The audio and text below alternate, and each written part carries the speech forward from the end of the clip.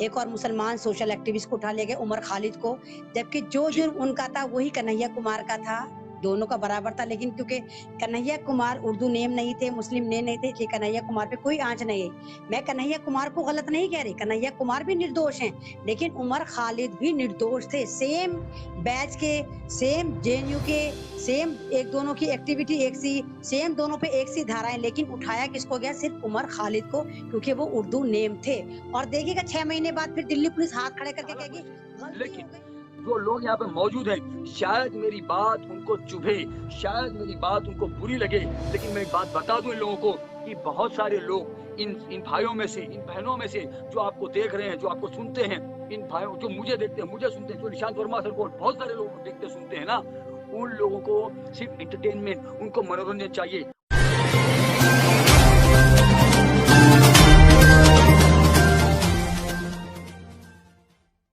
कि मैंने कहा था जैसे वेब 2 आएगी और अब यूरोपियन जो डब्ल्यूएचओ का जो एक डायरेक्टर है, यूरोपियन डायरेक्टर है, उन्होंने बोला है, उनका नाम जो है, उनका नाम है, नाम बता दूं आपको, हैंस क्लाइट ने बोला है कि अभी जो है वो बहुत ख़तरनाक वेब आएगी कोरोना वायरस की, इससे भी ज़्यादा ख़तरनाक आएगी जो नवंबर में आएगी। और ये वाली बात मैं आपसे बता रही हूँ कि ये दोबारा फिर लेकर आएंगे और इससे ज़्यादा बर्बादी लेकर आएंगे। और ये खुद कह रहे हैं, डब्ल्यूएचओ के जो डायरेक्टर हैं यूरोप के, ये कह रहे हैं कि अभी दुनिया और तबाह होगी और बर्बाद होगी और नुकसान होंगे। कहने का मतलब ये है कि अभी इन्होंने आपको आदत डाली है, आपको गुलामी की आदत डाली है, आपको घरों में लॉकडाउन करने की आदत डाली है। अभी ये और ख़तरनाक लेकर आएंगे। अभी तो इन्होंने मुंह को ढकवाया था, अब के ये कानों को भी ढकवाएंगे, अब के कानों पे भी आपके मास्क लगवा देंगे, पूरा मास्क कानों तक होगा। तो ये सारा का सारा मैंने आपसे कहा कि ये मैन मेड वायरस था, ये वायरस खुदाई कहर नहीं था, ये अल्लाह की तरफ से अजाब नहीं था, ये मैन मेड वायरस था जो अमेरिका ने, इजराइल ने और ब्रिटेन ने और ऑस्ट्रेलिया ने मिलकर तैयार करा था ताकि दुनिया की आबादी को कम किया जा सके। जी आपा, वालेकुम सलाम रहमतुल्लाहि व बरकातहू। बहुत बहुत शुक्रिया आपका। आपने, अब आपकी फैमिली नहीं है, फैमिली हम सब की है, क्योंकि हम सब भारतीय हैं, हम सब हिंदुस्तानी हैं और हम मुल्क के लिए, आप और हम और हमारे साथ जो लोग यहाँ पर लाइव पर कमेंट कर रहे हैं, हम सब मिलके अपना अपना जो पार्ट है वो पार्ट अदा करेंगे। तो इंशाल्लाह ताला अज़ीम हम कामयाबी का वो जो हमारी जो डेस्टिनेशन, हमारी मंजिल है कामयाबी की, वो मंजिल पर हम बराबर पहुंचेंगे आपा। इंशाल्लाह इंशाल्लाह। तो ये सभी अशरफ सुनने भाई हैं। वालों को, जी जी जी, आप अशरफ भाई का ये अशरफ भाई हैं जो यूएसए में रहते हैं। और ये देखिए कि वतन की मोहब्बत कितनी है। उन लोगों के मुंह पर जन्नाटेदार तमाचा है जो कहते हैं हाय हम मुसलमान गद्दार होते हैं, धोखेबाज होते हैं, ये होते हैं, वो होते हैं, जिहादी होते हैं, पता नहीं क्या क्या होते हैं। ये अशरफ भाई यूएसए में रहते हैं और अभी नहीं गए, 18 साल से रहते हैं और 18 साल से ये भारत के लिए लगातार काम कर रहे हैं। इतना अपना शेड्यूल टफ होने के बावजूद भी एक अपने पूरा का पूरा एक चैनल चला रहे हैं, पूरा एक प्लेटफॉर्म चला रहे हैं जिसका नाम है अमन का पैगाम। वहां से ये भारत के बारे में सवाल उठाते हैं, सवाल करते हैं और सोशल एक्टिविस्ट को जोड़ते हैं भारत से। जी अशरफ भाई। जी, मैं आपको थोड़ा-सा अमन का पैगाम के बारे में बता दूँ। हम 2017 से लाइव शोज़ कर रहे हैं। हुसैन रेहान वाला भाई जो जम्मू से ताल्लुक़ रखते हैं, हमारे पेज की उन्होंने शुरुआत की थी। हम दोनों मिलके मतलब वो लाइव पे हम जो भी मुल्क के मसले होते थे, साथ-साथ जो संविधान हमको हकूक़ देता है, हमारी जो ज़िम्मेदारियाँ हैं, वो सारे हकूक़, वो सारी ज़िम्मेदारियों के बारे में हम अपने जो समाज के जो हमारे जो भारतवासी हैं, उनको हमने बताया प्रोग्राम करते हुए। आज हमारे 770 एपिसोड मुकम्मल हो चुके हैं आज तक। और कई दिग्गज लोगों को, बहुत बड़े-बड़े लोगों को हमने अपनी लाइफ पर जोड़ा है, जिसमें एक्स डीजीपी उत्तर प्रदेश के विक्रम सिंह अंकल शामिल हैं। निशांत वर्मा सर के साथ में हमने बहुत ही अभी अनकरीब एक वीडियो किया था, 769th एपिसोड। आपके साथ हमने 2-3 एपिसोड किए हैं अल्हम्दुलिल्लाह। और आप भी बहुत माशाल्लाह बहुत ही उम्दा काम कर रही है, लोगों में जागरूकता, लोगों को एक करने के लिए, लोगों में भाईचारा भरने के लिए, लोगों को जगाने का आप जो काम कर रही हैं, वो काम काबिल तारीफ है। और वो ही काम के चलते आप जैसे लोगों से ही हमारा प्लेटफॉर्म बनता है, अमन का पैगाम की टीम बनती है।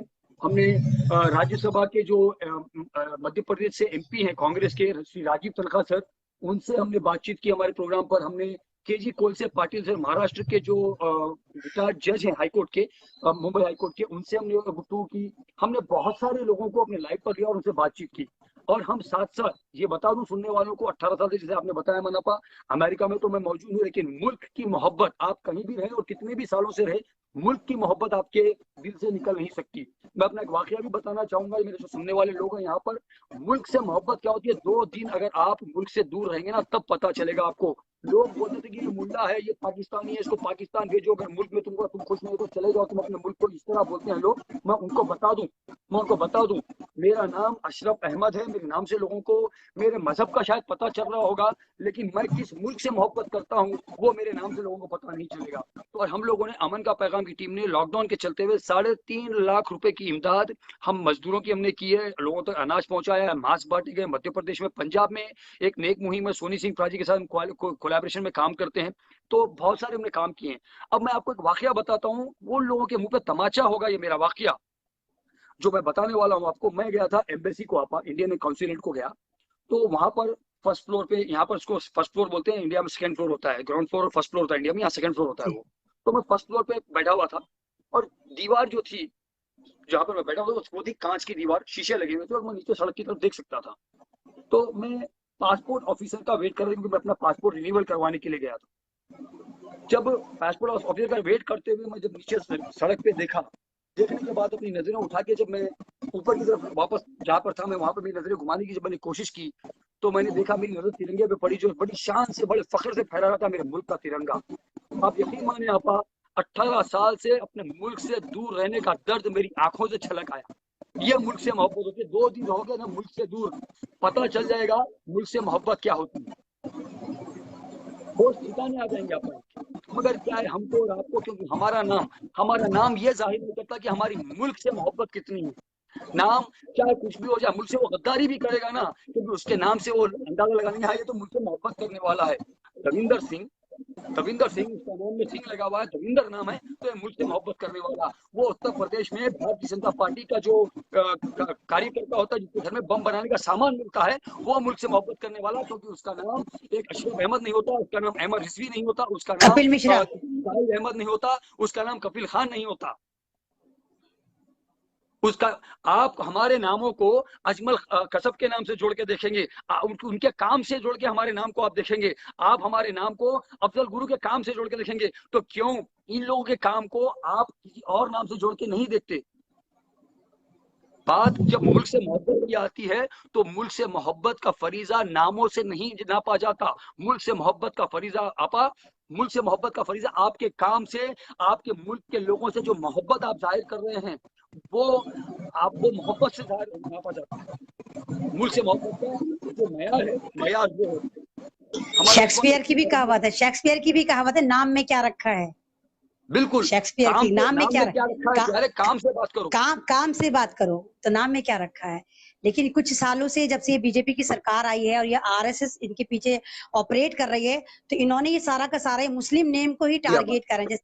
जैसे आपको पता हो, अगर मेरे व्यूअर्स जो जितने मुझे सुनना है, अगर इन लोगों को पता हो कि कल रात 1 बजे रात के करीब उठा लिया गया है एक और मुसलमान सोशल एक्टिविस्ट को, उठा लिया गया उमर खालिद को, जबकि जो जुर्म उनका था वही कन्हैया कुमार का था, दोनों का बराबर था। लेकिन क्योंकि कन्हैया कुमार उर्दू नेम नहीं थे, मुस्लिम नेम नहीं थे, इसलिए कन्हैया कुमार पे कोई आंच नहीं है।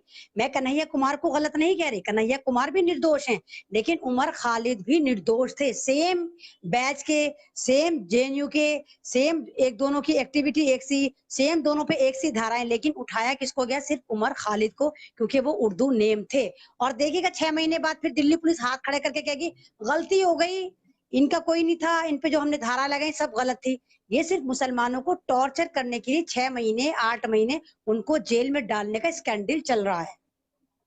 देखिए आपा, सीधी सी बात है, हम जैसे हमारे को नवंबर के 8 तारीख को मोदी जी आते हैं, बोलते हैं कि भाई भाइयों बहनों, आज से 500 के 1000 के नोट खल्लास, इस तरह बोलते हैं, ठीक है। वो उसका नाम दिया उन्होंने डीमोनेटाइजेशन। अब हमको मुल्क के अमन पसंद, भाईचारा पसंद हिंदुस्तानी भाइयों को, इंसाफ पसंद हिंदुस्तानी भाइयों को, मुसलमानों को नहीं, हिंदुओं को नहीं, सिखों को नहीं, ईसाइयों को नहीं, नहीं, हम लोगों को जो हिंदुस्तानी हैं उनको एक नई पॉलिसी अपनानी पड़ेगी। हमको डीमोनेटाइजेशन का जवाब, इनकी जुल्मो सितम का जवाब डीमोडिटाइजेशन से देना पड़ेगा। डीमोडिटाइजेशन, जी, डीमोडिटाइजेशन हमको करना पड़ेगा। डीमोडिटाइजेशन, जी हाँ, डीमोनेटाइजेशन हमने बहुत कर लिया, बहुत उसकी मार सही, लोग परेशान हुए, लोगों के पास खाने पीने का की सामग्री, आप यकीन माने लॉकडाउन हुआ आपा, लॉकडाउन के जिस दिन लॉकडाउन इंडिया में अनाउंस होता है, मैं निकलता हूँ बाहर, राज भाई नमस्कार, मैं निकलता हूँ बाहर, नमस्कार वॉलमार्ट जाता हूँ, श्रीवास्तव जी, वॉलमार्ट नमस्कार। सुपर मार्केट होती है, बहुत सारे लोगों को पता होगा, मैं वॉलमार्ट पहुंचता हूँ, तो आप यकीन माने मैंने वहां पर जो हाल देखा, मैंने वहीं से अपने प्रोफाइल से लाइव बनाई और लोगों को बताया कि ये देखो एक आम इंसान, एक आम अमेरिकन, इसको किसी सरकार ने मदद नहीं की, इसके पास इतना पैसा होता है कि 15 दिन का अनाज अपने खुद के पैसे से कमा के खा सकता, मतलब बंदोबस्त कर सकता है। पहली चीज। दूसरी चीज, शारिक शेख साहब आपका मेरे ख्याल से नेटवर्क थोड़ा स्लो होगा मेरे भाई, माजरत चाहता हूँ, आवाज बहुत सारे भाइयों के पास भी क्लियर है, मैं अपने फोन पे भी लगाया, दूसरे फोन पे आवाज क्लियर आ रही थी। तो उसके बाद में आप सोचें, मैं लाइव में बोल दिया क्लियर खुले अल्फाज में कि भाई जो लोग इसके चलते भुखमरी से मरेंगे, जो लोग इसके चलते भुखमरी से मरेंगे, वो भुखमरी का असहरा आप किसके सर पे बांधेंगे? फ्लड आता है तो बोलते हैं कि भाई प्राकृतिक आपदा हो गई, जी हाँ, जी जी जी। आप आतंकवादी हमला होता है बोलते हैं आतंकवादी हमले में मारे गए। नोटबंदी में 183 लोगों से ज्यादा लोग लाइनों में खड़े होकर मर गए, दिल के दौरे पड़ने से मर गए, हाथ में पैसा नहीं हुआ, बेटी की शादी थी, हाथ में पैसा नहीं होने की वजह से दिल का दौरा पड़ गया, वो तकलीफ में सदमे में गुजर गए 183 लोग। उनको किसका नाम देंगे? ये हमारा पॉलिटिकल राजनीतिक आतंकवाद बोलिए उसको आप। अगर आप बोलते हैं हिंदुत्व आतंकवाद, ये गवर्नमेंट मॉब लिंचिंग अगर थी, गवर्नमेंट मॉब लिंचिंग थी ये। जी, अगर आप बोलते हैं हिंदुत्व आतंकवाद, अगर आप बोलते हैं इस्लामिक आतंकवाद, तो आप इसको राजनीतिक आतंकवाद का नाम क्यों नहीं देते? बिल्कुल। तो देंगे आप कौन? अपने ये तो मतलब की बात आतंकवादी आइए। हैं। जी, ये देगा कौन? ये तो खुद आतंकवादी हैं। और आप कह रहे हैं भाई 500 से का आंकड़ा है, 187 मरे थे इनके यहाँ। तो रेल में अगर आप देखिए न्यूज़पेपर में होता है, अगर अमर उजाला कह रहे 15 मर गए तो टाइम्स एक्सप्रेस कहेगा 16 मर गए, दूसरा कहेगा 17 मर गए। तो कुछ जिंदा हो गए, कुछ मुर्दा हो गए। तो इनके आंकड़े गलत होते हैं। कई हजार लोग लाइनों में मारे गए थे और जिसमें ज्यादातर पुलिस के डंडों से मरे थे। ऐसा लग रहा था वो लाइन जो थी वो एटीएम लूटने वालों की थी, वो अपना पैसा नहीं ले रहे थे। ऐसा लग रहा था वो बेशक। एटीएम लूटने की, मतलब वो भीख मांग रहे थे सरकार से अपना ही पैसा निकालने के लिए। मैं खुद रात के 4-4 बजे तक लाइनों में लगी थी 2000 रुपये निकालने के लिए। 6-6 घंटे लाइनों में लगती थी मैं भी। इतना बुरा हाल करा था, पता नहीं लोग कैसे भूल गए। लोग बड़े, हमारे हिंदुस्तानियों के साथ एक ट्रेजेडी होती है अशरफ भाई, हम लोग जुल्म को और कोई भी बात बड़ी जल्दी भूल जाते हैं। यही वजह है कि गवर्नमेंट का अगला जुल्म जब हमारे पे आता है, हम पहला जुल्म भूल जाते हैं और नए जुल्म के लिए तैयार हो जाते हैं। अगर हम पहले ही जुल्म पे अवेयर हो जाएं तो दूसरा जुल्म यकीन करिए नहीं होगा हमारे ऊपर। आपा आपको एक और बात बता दूं, तो ये जब लाइव हुआ तो मैं खुले अल्फाज में बोला अब ये लोग भुखमरी से वहां पे मरेंगे, क्योंकि हम लोग, हमारे यहाँ एक चलन है, हम रोज कुआं खोदते हैं और हम रोज पानी पीते हैं, हमारे यहाँ एक चलन है। सबसे अहम बात। और दूसरी चीज आपा, ये कोरोना वायरस जो है ना, 2 साल का मेहमान है, 2 साल का। ये आज आया कल गया वाला मेहमान नहीं है। आपको बोलना पड़ेगा अतिथि तुम कब जाओगे, एक चीज। और दूसरी चीज ये भी समझ ले सुनने वाले, हिंदुस्तान में नहीं दुनिया भर में जो कोरोना वायरस का खात्मा होगा ना, सबसे आखिर केस जो होगा, सबसे लास्ट वाला जो केस होगा, वो इंडिया में आपको मिलेगा, क्योंकि हमारे यहाँ खत्म होने वाला नहीं है। आप बताइए, आप बताइए, आपदा में अफसर। लोग निकल के खड़े हो जाते हैं, मुहर्रम का मातम होता है या मंदिर में लोग जमा हो जाते हैं तो कोरोना वायरस, हाँ, शराब के ठेके खुल जाते तो कोरोना वायरस नहीं, इनकी रैलियां निकल जाती तो कोरोना वायरस नहीं। हरियाणा के पानीपत में, जहां पर जंगे हुई हैं, इतिहास है हमारे मुल्क का, जंगे पानीपत की, वॉर ऑफ पानीपत, जंगे पानीपत का युद्ध इतिहास है। आज किसान सरकार से संवैधानिक रूप के तहत अंतर्गत रह के एक युद्ध लड़ रहे हैं किसान, उनके ऊपर लाठीचार्ज कर दिया जाता है जो वो अपने हक की बात करते हैं। जो किसान हमारी आवाज है, जो हमारी रीढ़ की हड्डी है, जिनकी वजह से भारत चल रहा है, अगर वो फसल बोना बंद कर दें तो ये जितने करोड़पति लोग हैं क्या ये नोट चबाएंगे? क्या करेंगे? तो जो किसान हमारी रीढ़ की हड्डी, उस रीढ़ की हड्डी को गवर्नमेंट तोड़वा रही है, पुलिस से लट बजवा रही है। और मतलब सरहद पे किसान जवान मर रहा है और अंदर किसानों को मार रहे हैं। तो ये सब चीजों को समझना होगा हमारी पब्लिक को, हमारे भारतीयों को, हमारे साथ हो क्या रहा है। आवाज बंद करने का दौर गया कि आप चुपचाप बैठो, हर एक को हमारे साथ जुड़ना होगा, तहरीकें चलानी होंगी। अरे अशरफ भाई यूएसए से चला रहे हैं, हम हिंदुस्तान से नहीं चला सकते? देखिए आपको बता रहा हूँ बात, अशरफ भाई, अगर मैं काम कर रहा हूँ तो ये काम अशरफ अहमद का नहीं है, ये काम एक हिंदुस्तानी का, ये काम ऐमन रिजवी का भी है, ये काम शारिक भाई का भी है, ये काम यहाँ पर जितने लोग हमको सुन रहे हैं, जितने लोग शेयर कर रहे हैं, उन सब का काम है, ये अशरफ अहमद का काम नहीं है। ये एक हिंदुस्तानी होने के नाते हमारा फरीजा। देखिए सबसे बड़ी हमारी खामी क्या है आपा, हम लोग जाट, हम लोग राजपूत, हम लोग आगा खानी, हम लोग इस्माइली, हम लोग भंवरे, हम लोग मुसलमान, हम लोग अहले हदीस, हम लोग अहले सुन्नत, हम लोग राजपूत, हम लोग क्या कहते हैं उसको ब्राह्मण, हम लोग शूद्र, हम लोग दलित, हम लोग एससी, हम लोग एसटी। अरे हिंदुस्तानी कब बनोगे? हिंदुस्तानी कब बनोगे? अपने को तिरंगे से मोहब्बत नहीं है, हमको मोहब्बत है तो बीजेपी के कमल के फूल से, हमको मोहब्बत है तो पतंग से, हमको मोहब्बत है तो शेराओं के नारों से, हमको मोहब्बत है तो जय श्री राम के नारों से, हमको अगर मोहब्बत है तो ये लोगों के नफरतें फैलाने वाले जो मजहबी हमको में आपस में तजाद पैदा करके हमको बांटते ना, उनसे मोहब्बत हमको है। हमको मुल्क से मोहब्बत नहीं है। हम बड़े फखर से बोलते थे कि हम हिंदुस्तानी हैं, हम बड़े फखर से बोल तो देते हैं कि हम हिंदुस्तानी हैं, लेकिन क्या हिंदुस्तानी होने का फरीजा हम लोग निभा पा रहे हैं? क्या वो जो जिम्मेदारी हिंदुस्तानी होने की है, वो जिम्मेदारी अपने कंधों पर उठा के चल रहे हैं? क्या एक हिंदुस्तानी दूसरे हिंदुस्तानी पर जुल्म होता हुआ देखकर आवाज बुलंद करता है? जुल्म के खिलाफ, जालिम के खिलाफ आवाज बुलंद करता है? नहीं करता है। वीडियो बनाता है, वीडियो बनाता है, वीडियो बना के सोशल मीडिया पे पॉइंट लेता है, हाय लाइक आ गए, कमेंट आ गए, कुछ नहीं करते। जब तक हम नहीं जागेंगे कुछ नहीं होगा। ये तो मुट्ठी भर हैं, हम तो इतने सारे हैं, 135 करोड़ लोग हैं, 2 ही करोड़ लोग तो करप्ट हैं, आरएसएस वाले जितने हैं। अरे हम इनको मजा चखा सकते हैं। और आप यकीन करिए अशरफ भाई, कोई भी मुल्क जितने भी डेवलप कंट्री हैं, चाहे वो आप चाइना को देखिए, चाहे आप जापान को देखिए, चाहे आप कोरिया को देखिए, यहाँ पर वन लैंग्वेज है, वन लैंग्वेज, इसलिए कामयाब है। हिंदुस्तान में हर स्टेट की जबान अलग। तो अगर हम भारतीय, अगर मलयालम वाला मिल जाता है, हम उसको नहीं समझ पाते, तो किसी भी मुल्क के डेवलपमेंट का गला घोटने के लिए वहां पर हमें पहले रिलीजियस में बांटा गया, फिर रिलीजन पे बांटा गया, और हर स्टेट की लैंग्वेज अलग है। तो हम तो आपस में कम्युनिकेट नहीं कर सकते। हम भारत को क्या खाक रिप्रेजेंट करेंगे? अरे एक ही जबान बना देते, मादरी टंग होती है हमारी हिंदी, जापान में जैपनीज बोली जाती है, चाइना में चाइनीज बोली जाती है। इतने डेवलप कंट्री है, हम तो ना बंगाली समझ सकते, बंगाली हमारे बारे में क्या बोल रहा है, हमें तो लगेगा गालियां दे रहा है, चाहे वो हमें दुआएं दे रहा हो। तो जिस भारत में हमें जबानों के नाम पर बांटा गया, ये सब ऊपर से चाल चली आ रही है, ये कोई ऐसा नहीं चाल चली गई है, ताकि भारत हमेशा जबानों में बटा रहे, मजहब में बटा रहे, कास्टिज्म में बटा रहे। और अब लोगों को अकल आ रही है और अब अवेयर हो रहे हैं। और अगर अब अकल आ रही है तो प्लीज इस पे पक्की वाली कायम रहे ना, ये नहीं कि 2-4 दिन चिल्लम चिल्ली करी और चले गए अपने घर।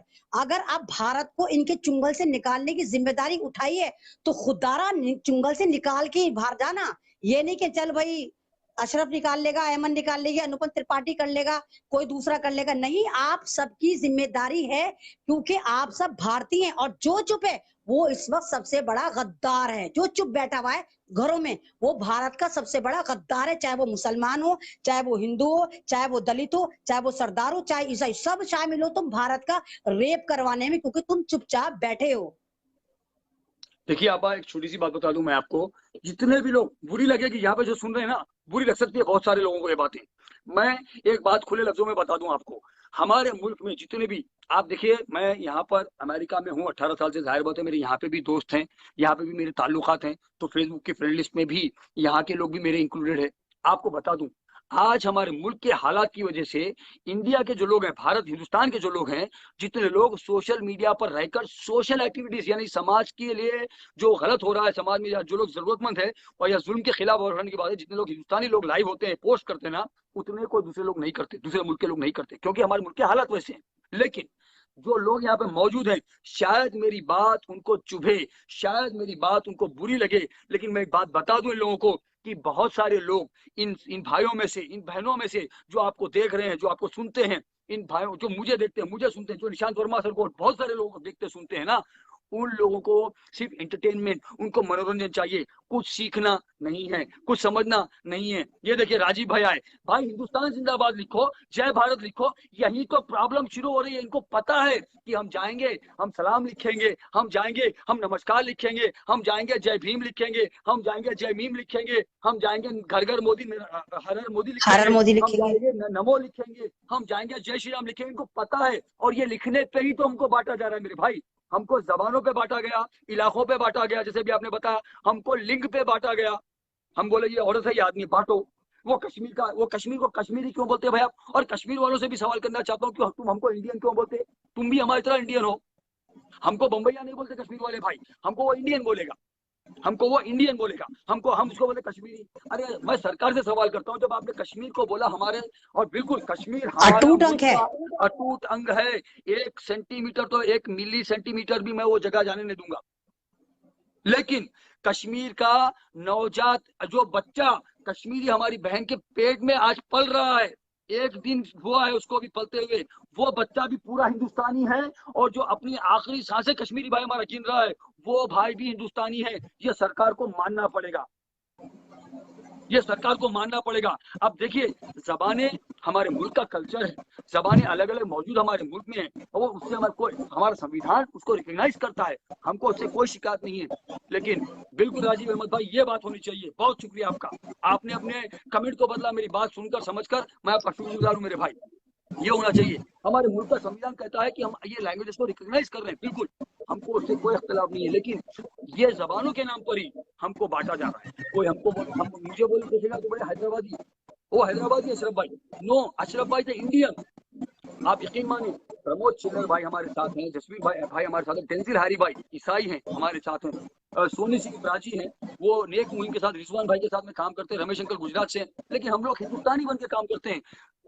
सोनी सिंह भाई, रमेश अंकल और रिजवान भाई गुजरात से, उनके साथ सरफराज अहमद मेहता भाई जो यहाँ पे भी कमेंट में थे आपके साथ में, वो जम्मू से, वाला भाई जो अमन का प्रोग्राम शुरू किया जम्मू से। लेकिन हमने बात को शुरू की, हमको आज ये मौका क्यों, जरूरत क्यों पड़ी अमन भाई, आप बताएं आप मेरे को। इकबाल भाई वालेकुम सलाम। अब हमको जरूरत क्यों पड़ी? क्योंकि हम लोग यही देखते हैं, ये दिल्ली वाली है, वो मुंबई का है, वो गुजराती है, वो उड़िया है, वो नागा है, मैं हैदराबादी हूँ, केरला का है, वो तमिल का है। हिंदुस्तानी कब बनेंगे मेरे? हाँ, हिंदुस्तानी नहीं बने हम हिंदुस्तानी नहीं बने, हमें बांटा गया और हम बहुत जल्दी बट गए। डिवाइड हमने खुद करा अपने अंदर, सोचों को डिवाइड करा, मजहब को डिवाइड करा, लिंक्स को डिवाइड करा, मजहब को डिवाइड करा, लोगों को डिवाइड करा, कास्ट को डिवाइड करा। और यही आरएसएस वाले चाहते थे, वो कामयाब हो गए आपको बांटने में, क्योंकि ये बंटवारा आपने खुद कबूल करा, आपने खुद उनको इस बात के लिए अपने आप को तैयार करा कि जो आरएसएस वाले चाहते थे वो अपने मिशन में कामयाब हो गए। उन्होंने पूरी की पूरी जो प्लानिंग करी थी 95 साल में, आज वो उसका फल खा रहे हैं। उन्होंने पूरा का पूरा होमवर्क करा था, कर दिया। और अभी भी बहुत सारे लोग जो समझ गए हैं वो यूनाइटेड हो गए हैं। अभी जैसे हमारे साथ त्रिपाठी भाई जुड़ते हैं, तो ये ब्राह्मण है, बहुत सारे लोग जुड़ते हैं, हर कास्ट के मेरे साथ जुड़ते हैं। मैं ये नहीं कह रही कि सारे ब्राह्मण खराब होते हैं, जैसे मैं शुरू से कहती चली आई हूँ कि ब्राह्मणवाद को समझिए, तो वो ब्राह्मणवाद वो नहीं है जो नॉर्मल ब्राह्मण है, वो ब्राह्मणवाद मैंने उनको बोला जो आरएसएस के साथ जुड़ के आरएसएस के साथ काम करते हैं। तो मैं बहुत सारे ब्राह्मणों को जानती हूँ, बहुत सारे ब्राह्मणों के बीच में मेरी बहुत अच्छी गुडविल है, फैमिली मैटर्स है मेरे, और अनुपम भाई भी मेरे भाई जैसे हैं, तो ये भी तो ब्राह्मण है। तो मैं अगर उन ब्राह्मणों को बोलती हूँ तो इसका मतलब ये नहीं मैं उन सब ब्राह्मणों को बोलती हूँ, या मैं मैं सबसे ज्यादा अपनी कम्युनिटी को टारगेट करती हूँ अशरफ भाई कि अगर ये मुसलमान सही चल रहे होते, आज हम भारत में इतने बर्बाद ना होते। अपना चैनल, आपका चैनल, समाज का चैनल, देश का चैनल एनबी न्यूज 24/7 को आप लाइक करें, सब्सक्राइब करें और ज्यादा से ज्यादा इसकी वीडियो को शेयर करें, ताकि हर खबर को मैं आप तक आसानी से